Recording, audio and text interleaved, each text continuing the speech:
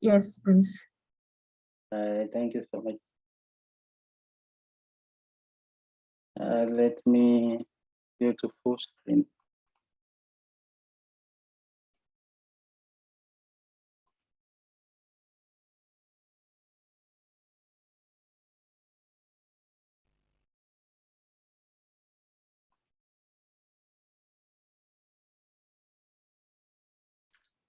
أعوذ بالله من الشيطان الرجيم.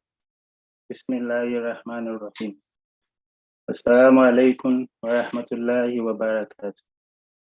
Wa alaikum assalam wa rahmatullahi wa barakatuh. I thank the organizers for inviting me to give this talk. And I welcome everyone to this interactive session. My name is Dr. Sani Shamsuddin Ademola from the Department of Computer Science, Faculty of Science and Engineering, University of Eswatini, in the Kingdom of Eswatini. So the topic of our discussion today is AI in academic writing, advancement, challenges, and ethical implications. So here is the outline of the discussion today. First, we talk about AI. What is artificial intelligence? Related fields of artificial intelligence, and also applications of artificial intelligence. We talk about artificial intelligence as an example of an emerging technology of a list of disruptive technologies that we have today. Next, we talk about research process. Research process in the pre-digital era, research process in the digital era, and also research process in the era that we have now, the era of artificial intelligence. We want to see the changes or the difference in those different eras. Also, we talk about how learners are using AI tools today. After that, we talk about AI tools that are available today for academics and researchers. Now we shall demonstrate how academics and researchers are using AI tools today. After that, we discuss the challenges of AI in academic writing. After, we discuss the limitations of AI in academic writing. Ethics of AI in academic writing. We end with conclusion, and we ask for contribution, comment, and interaction from the participants. So what is artificial intelligence? Artificial intelligence refers to the ability of machines or computer systems to perform tasks that are typically associated with human intelligence, such as sensing, perceiving, reasoning, learning, and problem solving. What we try to achieve with artificial intelligence is to create machines that can think like humans. The word artificial itself means man-made, and intelligence means thinking power, or the ability to learn and solve problems. So we are creating a man-made intelligence tool that could learn, relearn, unlearn, solve and resolve problems. So that is the idea of creating artificial intelligence machines or tools. So these terms will be used interchangeably. You can say artificial intelligence machines or tools or systems or platforms. So we shall focus this discussion on what we call large language models, AI. Large language models, artificial intelligence, be the focus of our discussion today. These LLMs can be used to answer questions on any subject, be it mathematics, physics, chemistry, biology, and so on and so forth. And we should know that actually the first known chatbot or large language model was called ELIZA. It was known as a chatbot therapist. It was created by a researcher in MIT in 1966. ELIZA was designed to mimic the behavior of a psychotherapist, and it could hold conversation with users about their problems. This is to tell us that the idea of AI chatbot is not new, and it is as old as the computer itself. At this time, when ELISA was designed in 1966, only government institutions in few countries around the world have some knowledge of what computer is all about. In fact, many government institutions and universities at this time do not even afford to purchase a computer or to purchase computer. So AI chatbot has become prominent today because everybody nowadays with access to internet and smartphones and laptops. So whereas these tools could only be used in certain institutions or procedures in the past. So as we all know, we all grew up knowing about robots, reading about the capabilities of AI robots in books and watching movies about robots. So AI is not new. What is new is that everyone now have access to these tools. And also the capabilities of these tools are now more complex and more sophisticated. So like I said earlier, AI is being applied today, not only in the field of medicine, but in all fields of life science, in transportation, in banking, in healthcare, national security, in product design. We can't think of any field today where artificial intelligence is not applicable or is not being applied. Other areas of AI that we should know about is machine learning. Is a subset of artificial intelligence and also deep learning. Basically, machine learning deals with creating machines that can learn from data to make decisions and also to make predictions. And deep learning also is a subset of machine learning. Deep learning, on the other hand, simulates the way our brain works and teaches computers to process data in a way that is inspired by the human brain. Deep learning studies the structure and function of the human brain, and they are used to recognize patterns and make predictions also based on data. So the key word here in all these related areas of artificial intelligence, both machine learning and deep learning, data. Data is the key word. So where are we getting this data from? There is a popular saying that data never sleeps. All our daily activities, both in the natural and the virtual world, our lifestyle, health records, school records, phone conversations, transactional records, internet is travel history, etc., constitute what we call data today. Furthermore, our schoolwork, assignments, past questions, projects, seminars, dissertations, theses, inaugural lectures of universities, all information in institutional repositories, scholarly communications, books, journals, conference proceedings, reports, etc. The list is endless. They all form a large data set that is useful to researchers and AI machines today. Whether it is known or unknown to us, passively or actively, we are all daily participating and contributing to the growth of data. All these data are collected and stored in computers, terminals, networks, database servers, and data centers across networks all over the world. Sales data, financial data, marketing data, publications. Some of these data are active, like social media. All our clicks, likes, posts, comment on social media. Some are passive, like our social security number, IP address, and so on and so forth.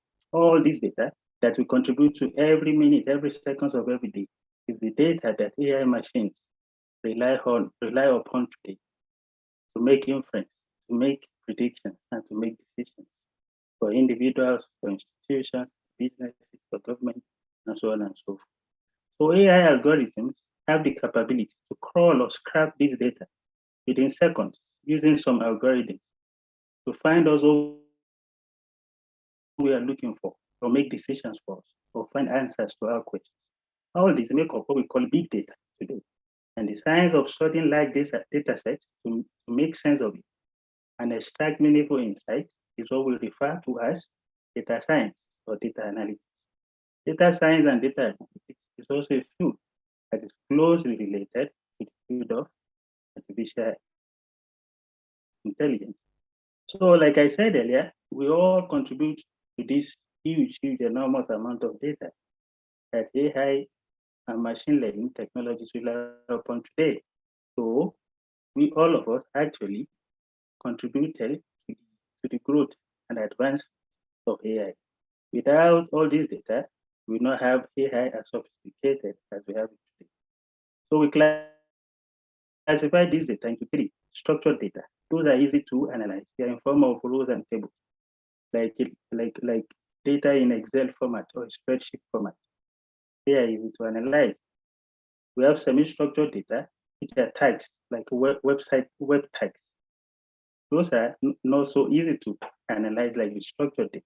And then we have the unstructured ones, which are photos and videos, which are the most difficult to analyze. And they are the large kind of data set that we have today. All these data sets are stored in databases, networks, terminals, and world. So we use some techniques and algorithms to access this data, and then we use it to make predictions, decisions, find answers to a user's query or question. So this is a process.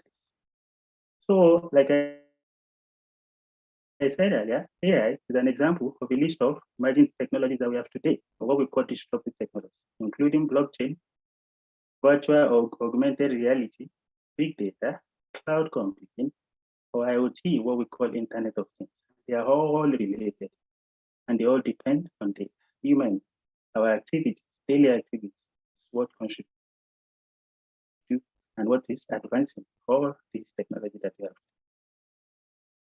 So disruptive technology are innovation that significantly alters the way consumers, industries, or business operate. They all provide us with a lot of opportunities at the same as, challenges at the same time. So what are the best AI tools available today for academic writing? Before that, we evaluate today. Number one is Microsoft Bing by Microsoft. We have UChat, Google Bard from Google, and ChatGPT from OpenAI. ChatGPT, the data that was used, like I said, the keyword here is data. The data that was used to train ChatGPT was up to year 2021.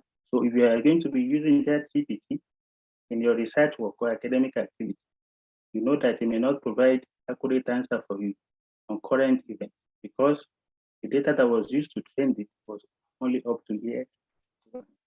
So we should be aware of that. Also, Bard is up to date.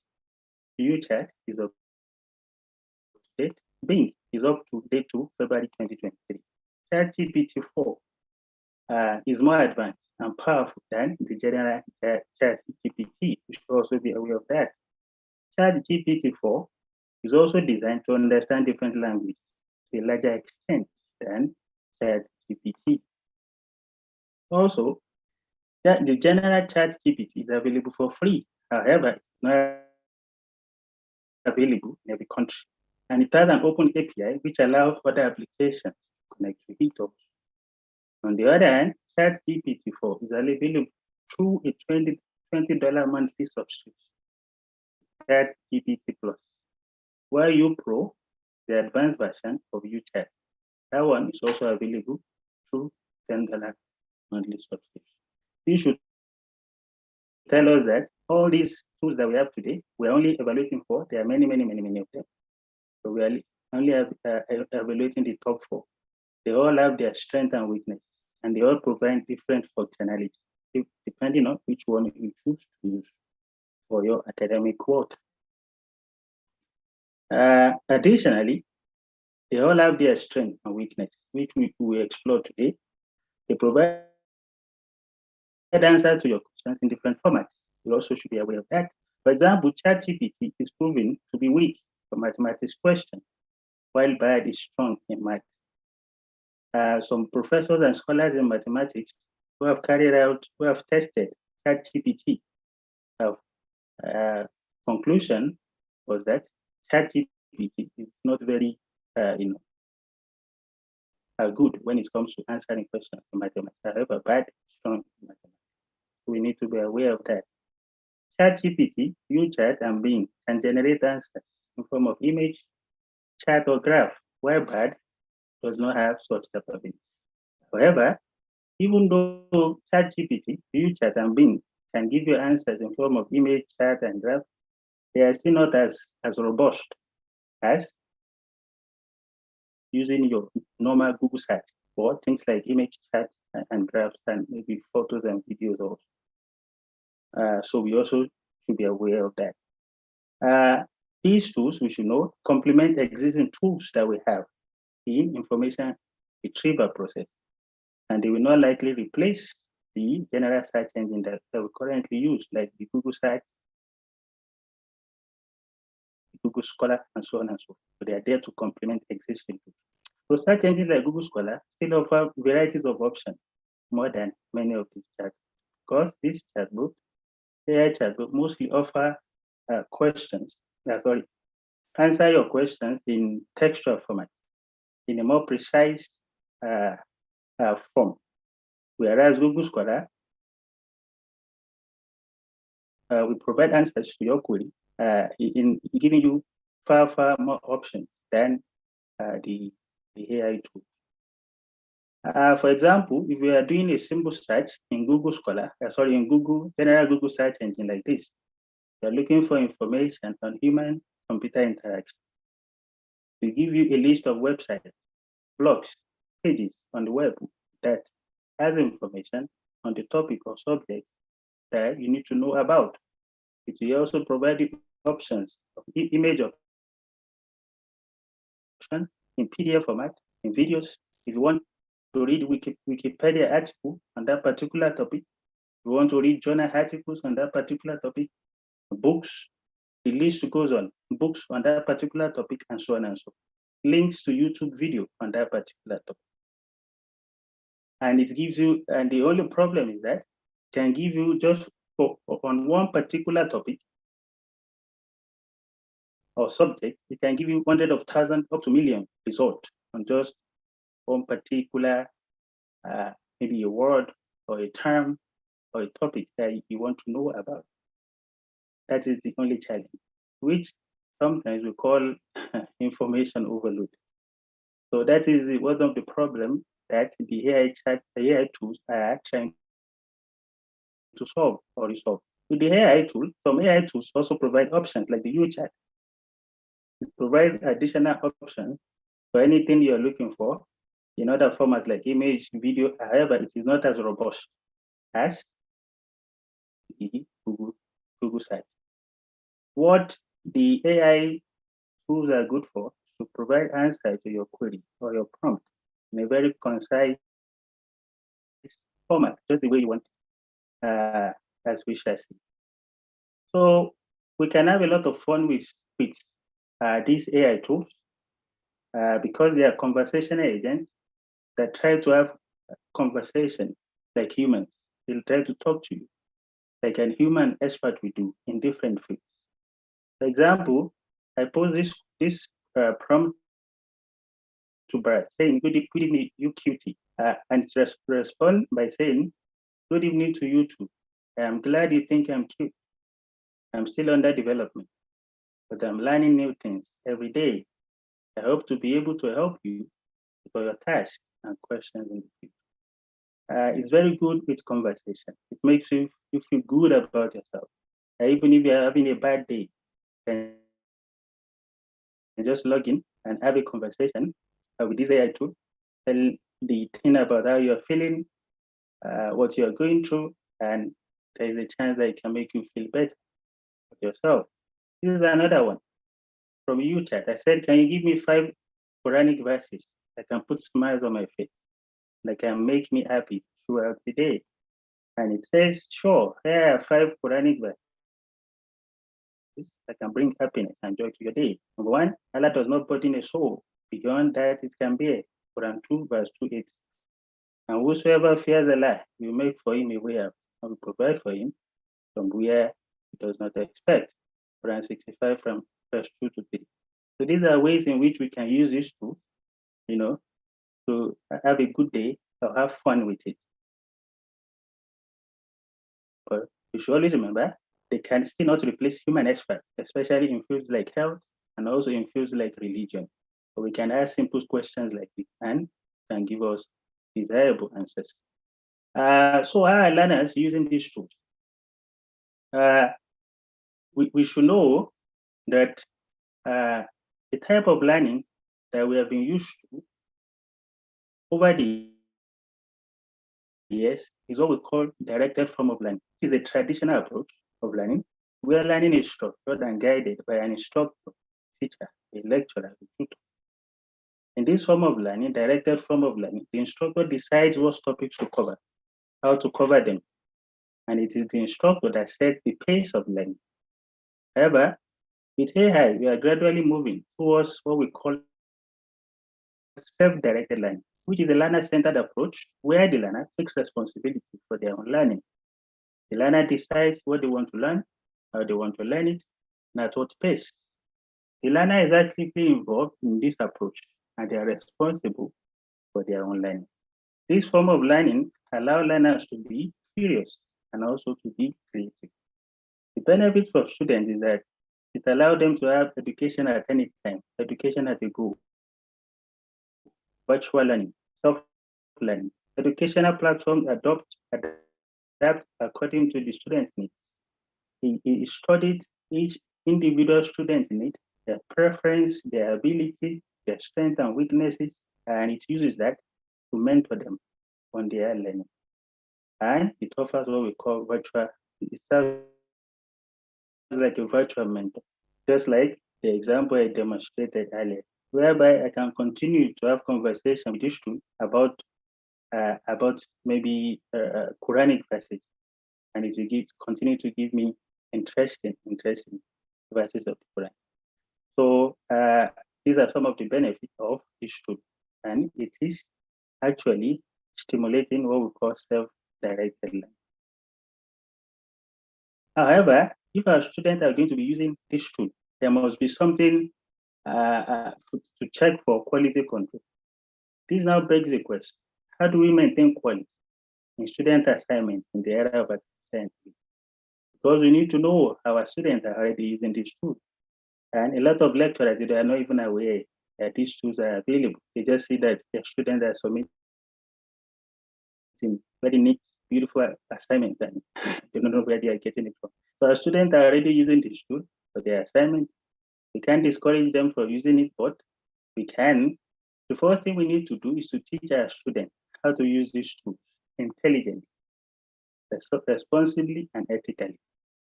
So we know to create some training and awareness program on how to use this. We need to remember that we're still teaching students how to use personal computers, even up to today. In many universities, and even my own university here, first semester student of the university, all first year students from all the programs, we still offer courses for them on computer skills foundation, teaching them how to use computers, teaching them how to use the internet, teaching them how to use smartphones in a responsible and ethical manner, teaching them the dangers of social media, teaching them the dangers of virus and cyber crime and things like that. In fact, also in most organizations still control and regulate the use of computers and internet in their workplace. In the same way, we can control and regulate the use of AI, schools, for assignments, for projects. Students are already using these tools for their projects, even for their thesis. I remember when I was pursuing my master's and PhD in Malaysia, our lecturers then and supervisors used to warn us not to cite Wikipedia, not to cite website, and not to cite blogs or any information that we find on the internet in our assignment, except if it is it is published as a book by a reputable publisher or as an article in a peer-reviewed journal. The reason for this is that information in Wikipedia, in websites, blogs, or social media, those information are regularly updated and regularly deleted also. So it becomes difficult for tutors, supervisors, and other researchers to confirm or verify this information if you cite it in your assignment or your project. And when the examiner is trying to verify, the information is not there anymore, or the Wikipedia page has been updated it becomes a problem. So I think we should also warn our students not to cite AI chatbots as sources, because there is no way also for us to verify or confirm the source. The AI is updated every minute also, of every day. And also it gives different users different answer to the same prompt based on individual users' preference. And also the history of conversation with the AI assistant. So if I give my student an assignment, they have used an AI tool to do the assignment. Even if I want to use the same AI tool to verify, I may not be able to verify because it gives you answer based on who you are. When you are signing up for this tool, you already tell this tool, oh, you're a lecturer, or you're an engineer, or you're a student, or you're an educator. So it will be providing response for you based on your preference. And that is why it becomes a difficult tool to cite. However, we can't stop our students from using AI, but we can sensitize them to use it responsibly and ethically by asking for citations to the information provided and also verifying those citations to be correct. Because there are cases where even the citation can be wrong. There are situations that whereby when it gives you an answer to a question, you ask for citation, you still have to go and verify if that citation is correct. Just the same way when we use Mendeley for citation, and you download it automatically from internet to your Mendeley desktop. When you check the fields most of the time, it is that the author name of the authors are not properly written, the year of publication is missing or incorrect, and you have to edit it manually yourself. It is the same way with many of these AI tools. Also, we need to sensitize our students to control for plagiarism, so that they will not be passing over other people's work as their own. Another problem is that of today, we do not have a way of verifying if a student has used their assistant in assignment or project. With the internet, during the internet revolution, researchers came up with plagiarism tools like Turnitin, because of the internet, it becomes easy for people to steal other people's work, especially in other languages, change it to English and present it as their own. So with tools like Turnitin, it was easy to verify, to check for similarity index. But as of today with AI, we do not have such tools. So these are the challenges we face. So I'm not sure I don't even know if there is anyone yet. So we need AI plagiarism tool to detect AI plagiarism. Maybe when we open the floor for contribution, those who have been using AI, they can tell us if there's anything any tool out there that we can use to verify actually as something like plagiarism checker for here. But I don't know if one exists there. So all we can do is to sensitize our students and advise them to use this tool intelligently, responsibly, and ethically. So are we using lecturers, academics using this tool for? Lecturers are using it to develop course outlines and lesson plans. We are using it to generate instructional materials for our courses. We are using it to create interactive content and quiz also. We are using AI tools to set assignments now, tests, exam questions, even with solutions and marking guides. Academics are using these tools to grade assignments, especially online assignments. If your university has a learning management system, maybe like Moodle or MOOCs or Blackboard, they can easily use this AI tool to grade student quiz and test and assignment and even exams if it is conducted online. We're also using it to suggest titles for student projects, dissertation and thesis, which is actually making the job of lecturers actually very easy nowadays. So these are examples of how these tools are being used today. For example, to set an answer question. This is a prompt from ChatGPT. It says, please create a LaTeX document with 5 questions on the following topics: integration using partial fractions, integration by parts. Each question should have a corresponding solution. Please write both the questions and solutions in LaTeX format. So this is where AI tools are a little bit different from the normal search engines that we have been used to over the years. For AI tools, we have to be specific, we have to be detailed in our prompt if we want to get the right answer. So this is an example of how to use like ChatGPT to answer a question. This is a question of mathematics. Going forward, now what we have to do now, since now we know that our students are already using these tools to solve their assignment, we have to be given assignment that enable learners to apply themselves, to be creative and analytical. Also, especially for those of us in the field of computer science, they always give a lot of our courses involve programming. Now, if you give students assignment on programming, so easy. These tools are even more very good when it comes to programming, solving programming problems in all programming languages. It's so easy.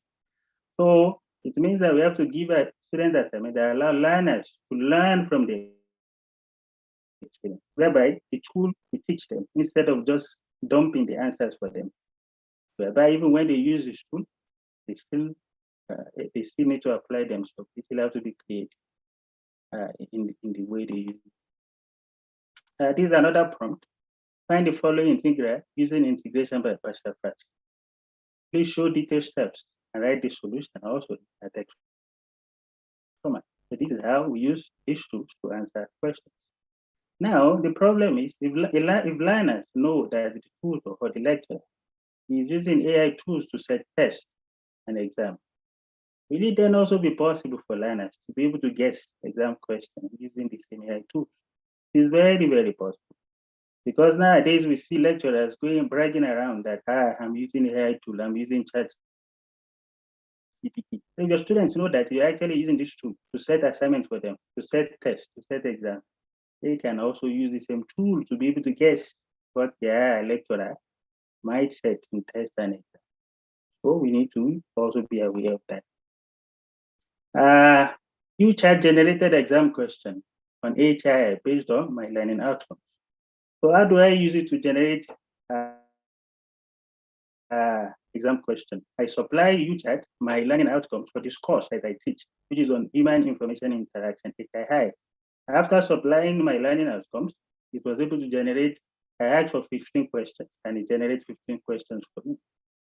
If I ask for 30 questions, 50, 100, it will generate as many as I want for me. Surprisingly, I asked for 15, 14 out of the 15 questions generated are actually in my exam question bank for this course. Because before I started to use the AI, I have exam questions in my exam question bank. And I realized that 14 out of these questions are very similar to what I already have. So you can see that these tools are very, very, very intelligent. They're highly intelligent tools.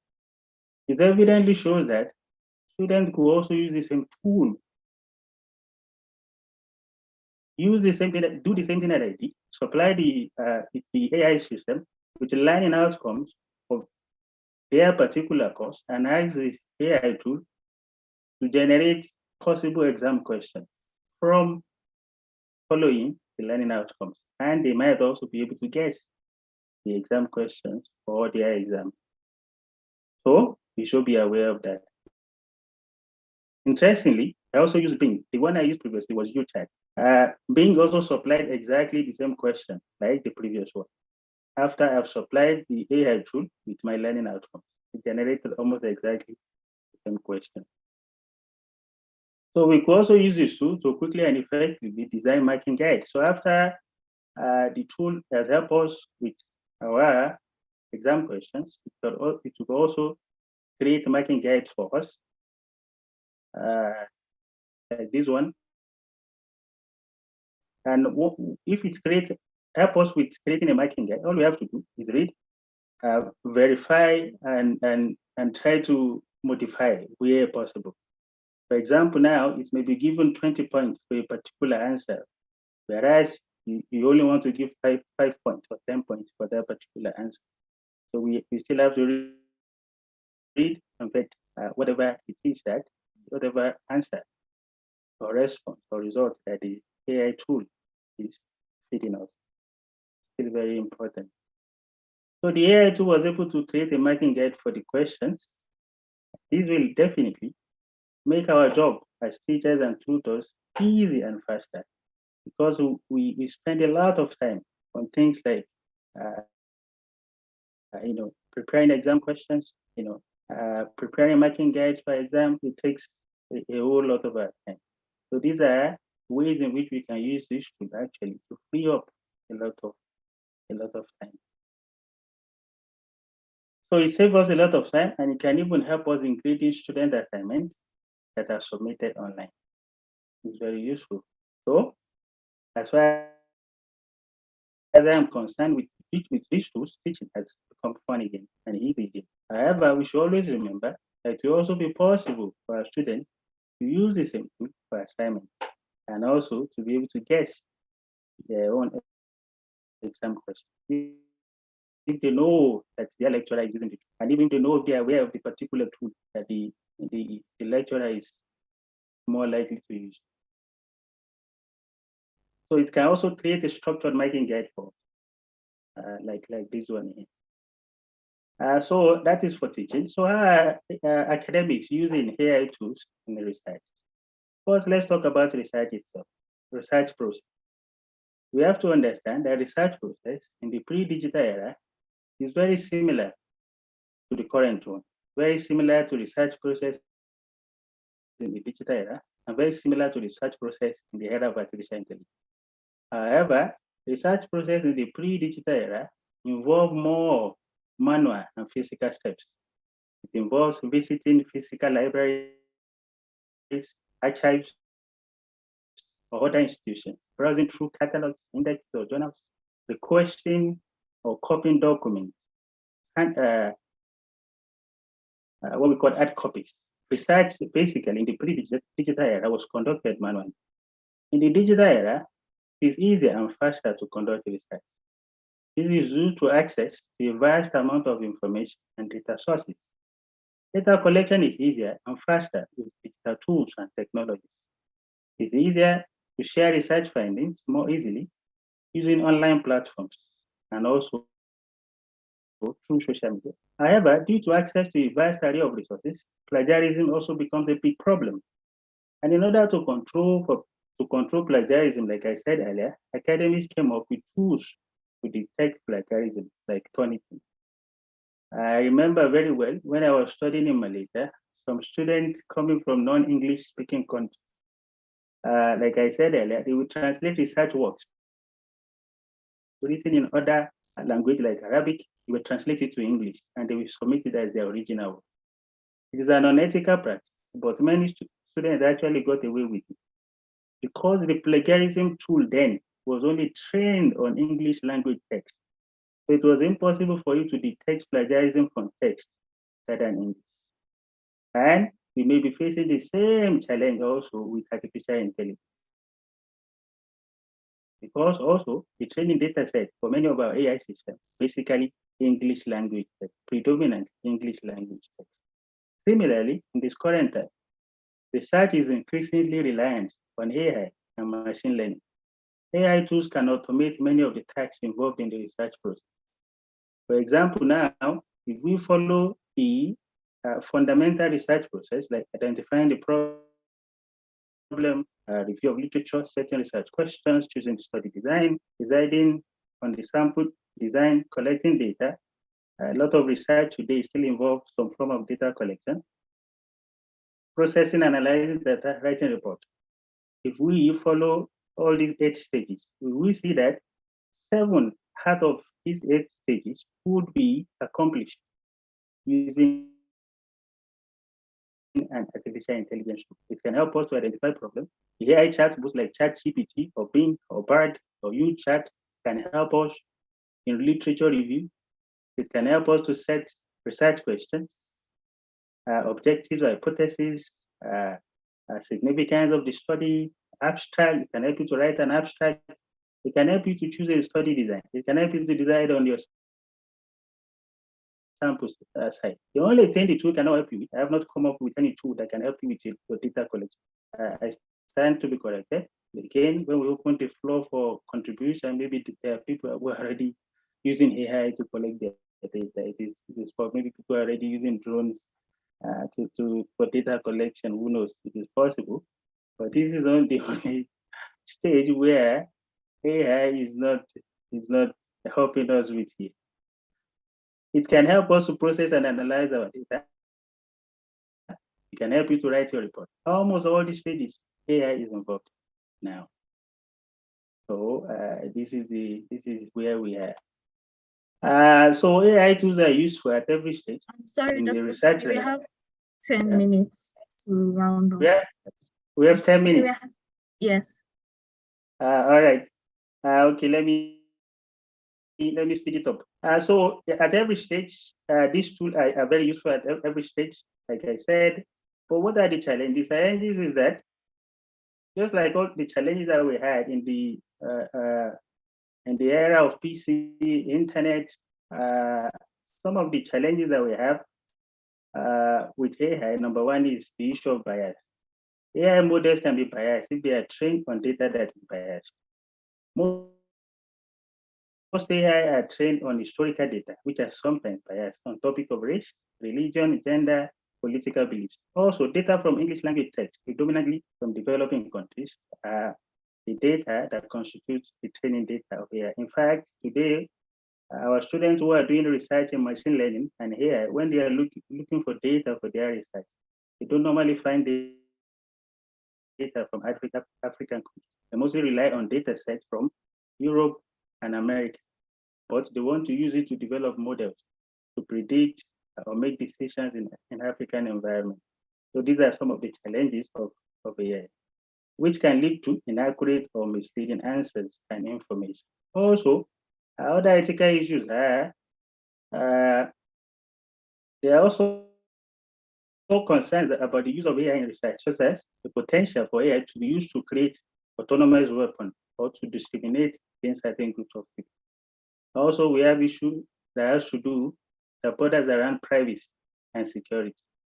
So these are some of the issues, challenges of artificial intelligence. So how do we get the best of our AI tool? We have to be very specific and clear with our prompt. Give it context to your questions. Give a lot of follow-up prompt. Be very patient when you are using it. And there are some examples here below. Most of the tools allow you to modify the response. Maybe if you want shorter answers, you want longer answers, you want simple answers, you want it to be casual. Maybe you are sending an email to your friend, or if you want it to be professional, you are sending a message or writing a report to your boss. Also, they have options whereby you can upload a file to, maybe review a document for you or examine a paper for you. They have voice options also, language options also, and so on and so forth. You can use it to write the proposal for your new university program, like I've done here. I will not read it because of time. You can use many of these tools to write articles, as this professor did for this particular magazine article. This is a professor, these are the dean of our faculty, science and engineering. You can use it to write a funding proposal, like this one. Also, because of time, I'm not going to read much of it. You can give it follow-up prompt so that it can give you your answer just as you want it to look like. So even though it is an AI tool, it will still require some creativity on our part as users in order for us to get the best out of. You can use it to develop course outline like I've done here. Again, you have to be detailed and specific in what you want from it, and that is where it is a little bit different, like I said, from a normal general search engine. You can use it to choose a research topic for your research. Maybe you are writing a project, dissertation, or you want to write an article for a journal, and then you can follow up. Actually, if you choose a title for you, it can actually write the whole paper for you.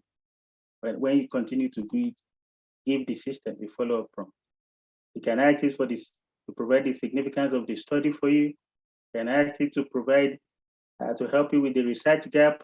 You can, although some will not accept that to help you conduct a systematic literature review like Bing. However, there are others that will accept your request. So like I said, they all have their strengths and they all have their weaknesses also. For the sake of time, let me try to speed up. So some can conduct your literature review for you. And also, if it provide information for you, you can request for citation, to add citation and references to it. And also, there's tools that can also help you with your data analysis. They can help you to review a manuscript. If you have been chosen by a journal to review a set of manuscripts, these tools can also help you with it. But like I said earlier, even when it does it for you, you still have to read, still have to verify what it's given. It can review your manuscript just like an expert reviewer can do. It can also give you suggestions on how to review your, on how to improve your manuscript. Some might decline, or some might help you with what you want. Also, it can help you to find journals to publish. You have written your manuscript, you're looking for a free journal, you don't have money to pay article APC, article processing charges. Can give you a list of free journals in your particular field. If you're an editor of a journal, it can help you to find reviewers for some papers. Like for example, now it lists a list of reviews, suggested a list of reviewers for a particular manuscript here for me. Some will accept, some tools will accept, some will decline. So they all have their strengths and they all have their weaknesses. How many minutes do I have left? All right. There is none of these tools that was able to perform. Like I tried to use some of the tools. You have like 3 minutes so that we can take questions. All right. I tried to use the tool for. All right. I tried to use the tool for plagiarism, but not all declined to. Like I said earlier, I have not found any of the AI tools that can do plagiarism check. They actually all declined to do plagiarism. So the question for us is that, does this tool actually violate academic integrity? As a question. So I asked the same to the AI system themselves if they violate academic integrity, and they told me that using AI chatbot for research writing will violate academic integrity. That is being. Bart said the use of AI chatbot for research writing can be a tricky issue. Use chat says based on the provided research results, using an AI chatbot for research writing can potentially violate academic integrity. So they all agree that it violates academic integrity to use this tool to write our work, like from A to Z. So what are the limitations of this tool? Complex inquiries is a problem. Also has a problem with privacy and security. Some of the tools have some disclaimer, which we should be aware of, especially when we are conducting training for our students. It says here, BARD says, BARD may display inaccurate or offensive information that doesn't represent Google. It means that not all information that we receive or this system provides to us will be accurate. We should be aware of that. So we always have to verify those information. I think I've run out of time, so I will just go straight to concluding part.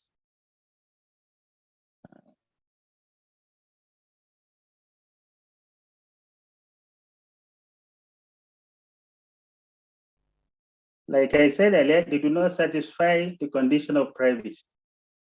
Maybe if I have time, I will explain that later. So lastly, there are other AI tools that can power academic writing, like for literature review, you can use Elicit, Consensus, Perplexity. For reading and analyzing, SciSpace, Copilot. For writing tools, WriteFulX, Superpile.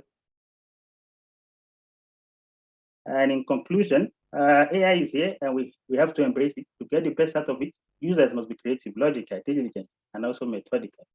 AI chatbot can provide responses in the form of text, lists, tables, codes, charts, graphs. It's important to check every piece of information provided by the AI chatbot in order for us to control for plagiarism and avoid stealing someone's work. AI tools offer numerous benefits and challenges, similar to previous technologies such as PCs, the internet, smartphones, social media, and online learning environment. Just like these preceding technologies, we need to learn how to use AI, sensitize students and faculty, and create awareness of how to use it intelligently, responsibly, and ethically. Thank you so much.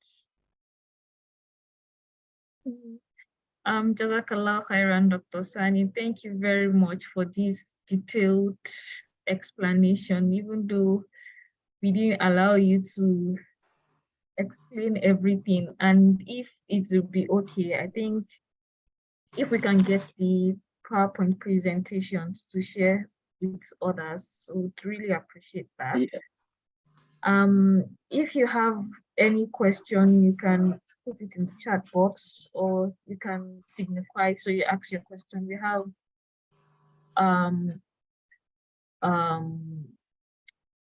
can signify, so you can ask your question. And in case you need to watch this recording, there's a link in the chat box that is directed to YouTube, where you can rewatch at any time. So please, is there anyone with question?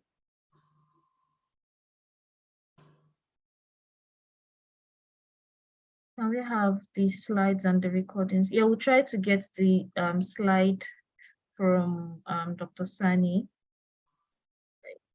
Okay, I hope this class is recorded. Yeah, like I said, you can, I would share the link again in the chat box so you can listen to it again, or you share with others that you feel might be interested.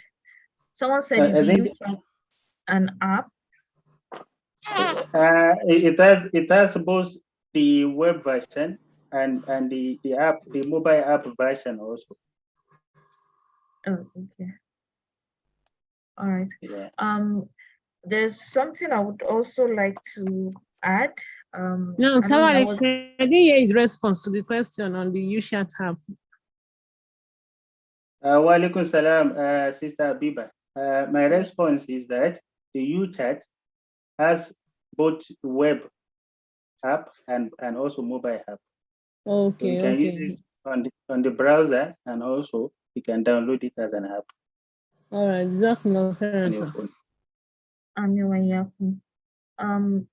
and another question says, will the AI chatbots be useful in generating qualitative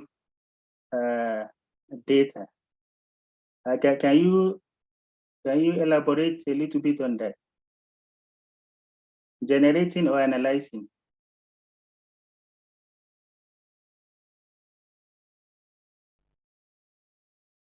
Yusuf, can you elaborate on your question?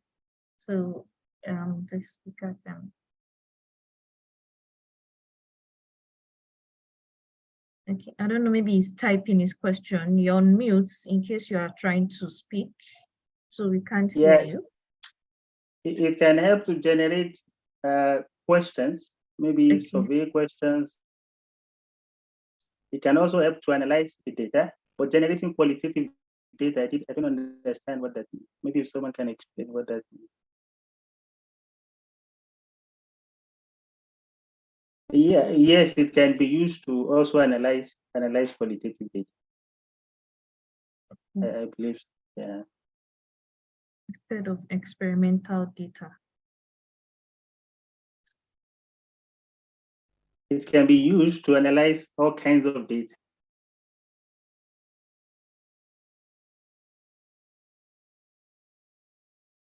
Another question says, as a supervisor, how do you detect that your students use AI to write the project, especially the literature review?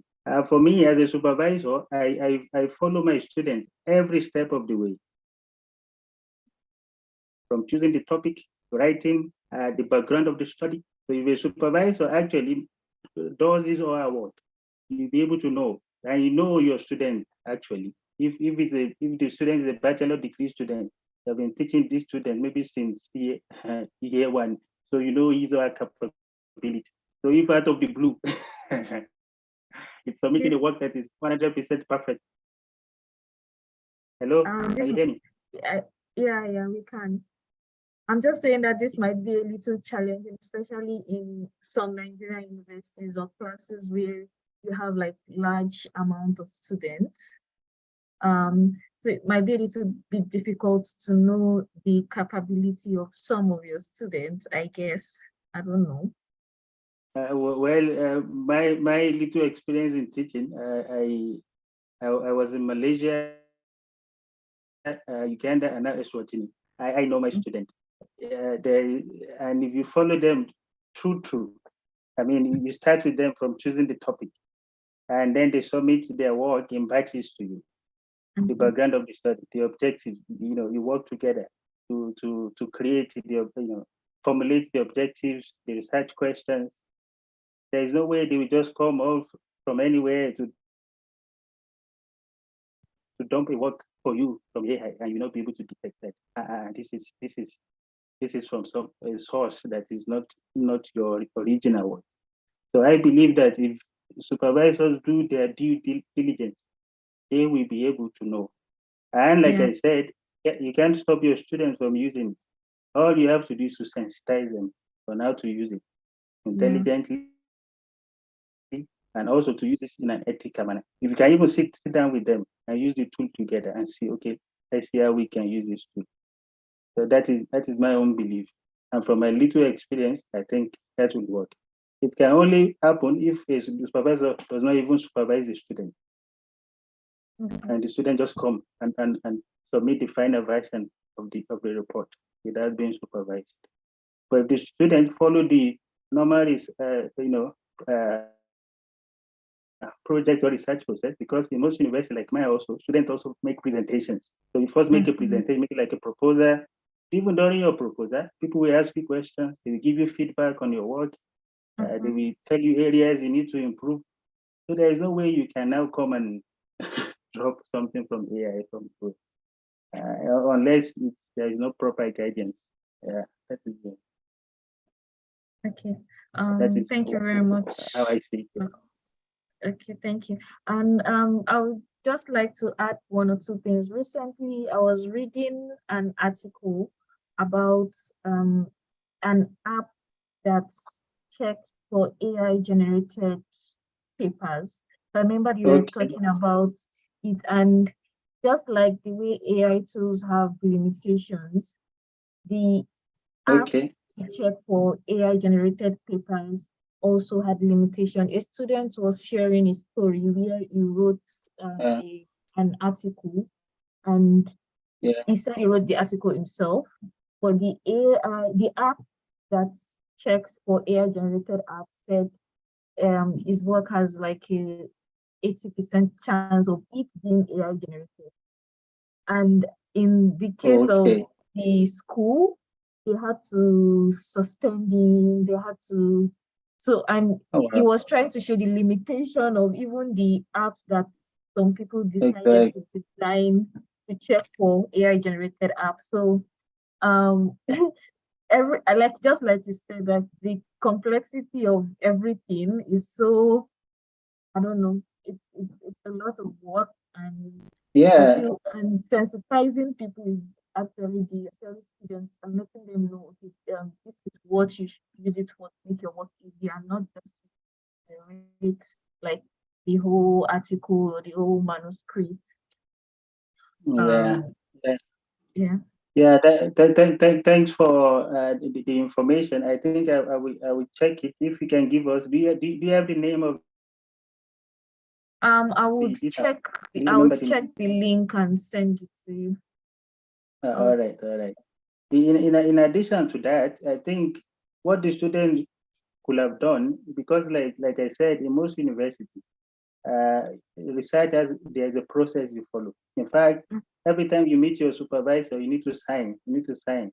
and then they can see the stages that you follow. When you submit your chapter 1 to your supervisor, when you submit your chapter 2, when you make your presentation, if you have all those facts, and then you can present it and say, this is my work, this is my original work, these are the comments from my supervisor, these are the comments from the panelists, this is my original work, I have not. So a student can actually defend his or her work based on those evidence. Yeah.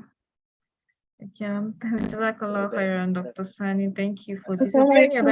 have a question. Okay. Okay, you can go ahead. Final question. Jazakallah khairan for the very insightful lecture. It was very beneficial. Really, because I didn't know of almost all these AI apps and websites until very recently, about a few months ago.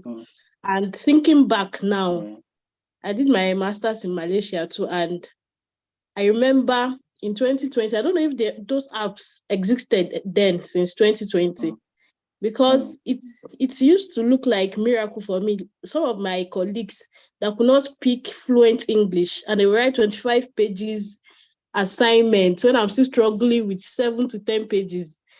So thinking back now, I think maybe that's what they could have been using. And it was during COVID, so we didn't have the opportunity for a lot of interaction. So I couldn't even ask some of them what they were using. But my question is, how do you balance it? This AI definitely has a lot of benefits. And for academic researchers particularly, and before joining this discussion, my question would have been, how would you reference what you generate from those AI platforms? But since you say we can even get the citations, then my question would be balancing it, being able to write your work and being able to use those AI platforms also, how you can balance it so that you don't overuse and you can still benefit from these platforms. That's my question. Thank you. Yeah, that is a very good question. And also your experience is interesting because I had similar experience before. Yeah, I left Malaysia in 2015 after my PhD. I did my master's and PhD. Masters from 2008 to 2011, and we don't have AI tools then. But what we had then were translators. So many of these guys, they will just copy something that has been done in one language, change it to another language, and they will just be submitting it as project work, as assignment, and they were getting away with it because the tools then were not as sophisticated as detecting work in another language.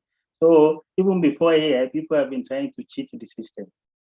So we should know that. And all the technologies that we have before, whether it is PC, whether it is internet, mobile apps, they all have their own failings too, just like AI. The same way they have their a lot of advantages for us. So to answer your question, we can use this tool in like I said, in ethical and responsible. We can use it to get ideas for our research. We can use it for brainstorming, to get ideas for our research, to do brainstorming, and even when we get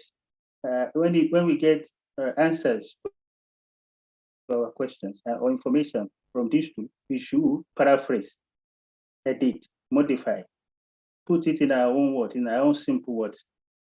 I mean, apply some logic in anything that any information that we receive from it. Make it original, make it look like our own, so that, like I said, we will not be submitting other people's work, and also be able to defend ourselves, because it will be embarrassing on the days a student has to defend his project or thesis.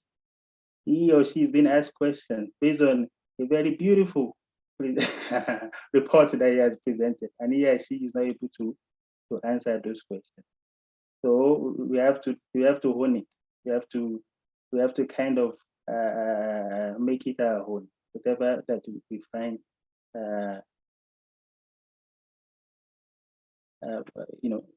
From the AI tool. We should just use it for learning, for getting ideas, for improving our knowledge, but not to make it the main source of our work.